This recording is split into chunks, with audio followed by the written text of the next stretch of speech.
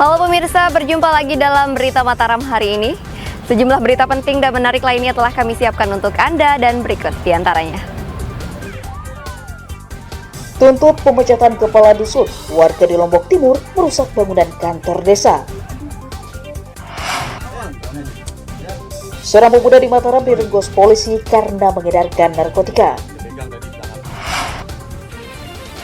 Guide konsumen, pedagang di Mataram menjual hewan kurban dengan konsep modern. Bersama saya Rahayu Japar, inilah Berita Mataram selengkapnya.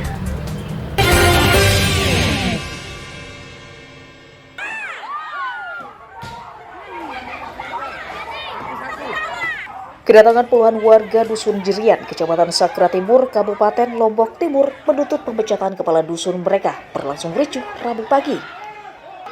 Masa yang tiba di kantor desa baku hantam dengan pendukung kepala dusun.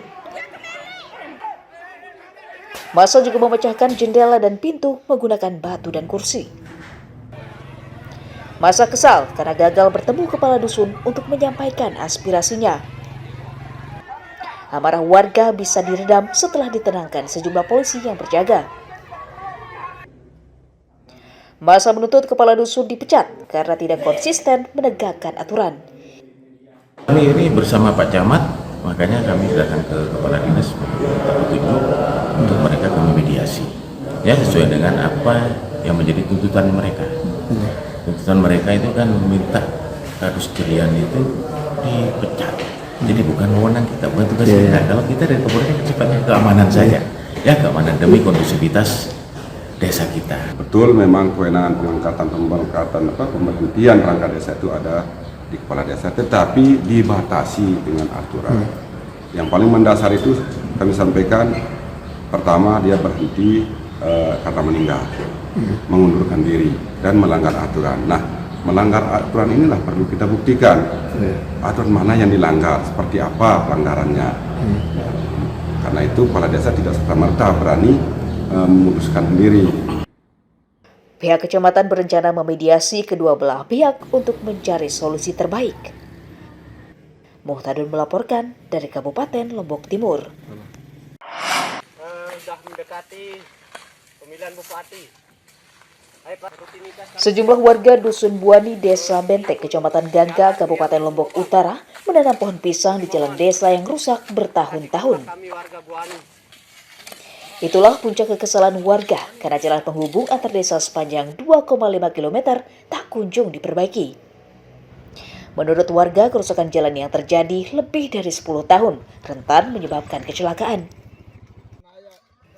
Warga sudah berupaya menimbunnya, namun kondisi jalan akan kembali rusak saat musim penghujan.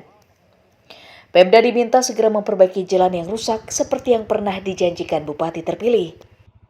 Salah satunya itu adalah kaitan dengan akses jalan kita ke sini. Nah, ini menjadi bahan perhatian. Mudah-mudahan berbagai pihak atau kalangan terkait bisa memperhatikan jalan ini. Belum pernah diperbaiki sama sekali ini?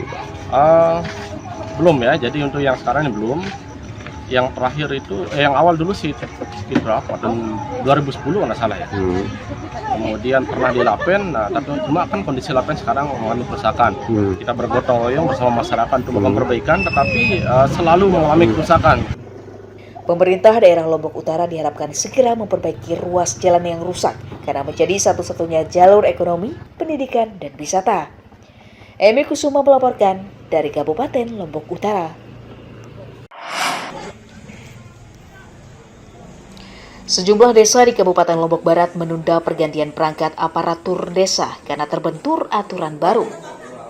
Hal itu merupakan dampak Undang-Undang Desa Nomor 3 Tahun 2024 tentang jabatan kepala desa yang juga mengatur penghentian perangkatnya.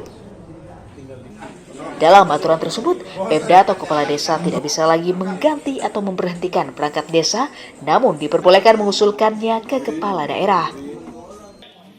Aturan itu dibuat untuk mengubah teknis seleksi agar terhindar dari kepentingan politis. Pemerintah juga akan mengangkat aparatur desa menjadi pegawai pemerintah dengan perjanjian kerja atau P3K daerah. Semua prosedur tata laksananya kita tunggu dulu bagaimana petunjuk teknis atau peraturan pelaksana dari Undang-Undang 3 2024 itu khusus yang menyangkut terkait dengan pengangkatan dan pemberhentian perangkat gitu loh, Bung. Artinya secara keseluruhan ini harus ditunda berarti ya? Iya, sebelum ada peraturan teknis pelaksanaan terkait dengan pergeseran kewenangan itu, kita minta untuk dilakukan penundaan terlebih dahulu untuk pengisian ya terhadap jabatan-jabatan perangkat desa yang lowong saat ini. Perubahan regulasi tersebut direspons positif oleh Pemdes untuk menjadikan perangkat lebih profesional. Nah, begitu keluar Undang-Undang Desa Nomor 3 Tahun 2024 yang mengacu pada tanggal 25 April, di sana sudah jelas bahwa sementara waktu pansil ditiadakan karena mengingat undang-undang ini sampai sekarang belum keluar. Jika kita berharap kepada pihak kecamatan, pihak BPMPD untuk bagaimana disegerakan dikomunikasikan ke pusat supaya regulasi tentang tata cara pengangkatan dan pembentukan perangkat desa ini disegerakan. Revisi Undang-Undang Desa tahun 2014 yang telah disahkan, diantaranya berisi memperpanjang masa jabatan kepala desa menjadi 8 tahun dan maksimal 2 periode, serta mengubah sistem pergantian perangkat desa dengan cara seleksi terbuka. Hairul Amri melaporkan dari Kabupaten Lombok Barat.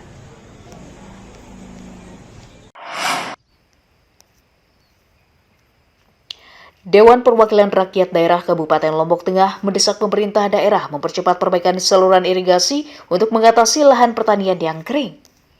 Legislator menilai kekeringan di pertengahan tahun merupakan persoalan yang terus berulang dan belum ada solusi yang konkret. Legislator menyebut penambahan dan pembenahan saluran irigasi dan memperbanyak sumur bor di areal persawahan menjadi salah satu solusi yang paling relevan.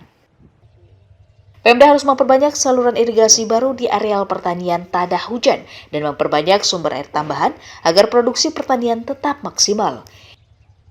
Kemudian terkait masalah petani yang tanam padi yang kedua, ini kan sudah 1 bulan ini sudah masuk musim kemarau.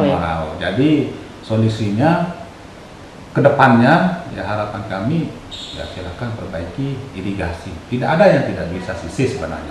Memang dari masyarakat Lombok Tengah dia tahu bahwa hujan itu tidak ada di penanaman yang kedua. Tapi kan solusinya sudah ada air yang ada di Pandan Duri masuk. Kemudian di bendungan-bendungan apa yang ada di Bendungan Batujai. Legislator juga meminta petani memperhatikan pola tanam dengan menanam palawija di musim kemarau agar tidak berisiko gagal panen. Lukmanul Hakim melaporkan dari Kabupaten Lombok Tengah.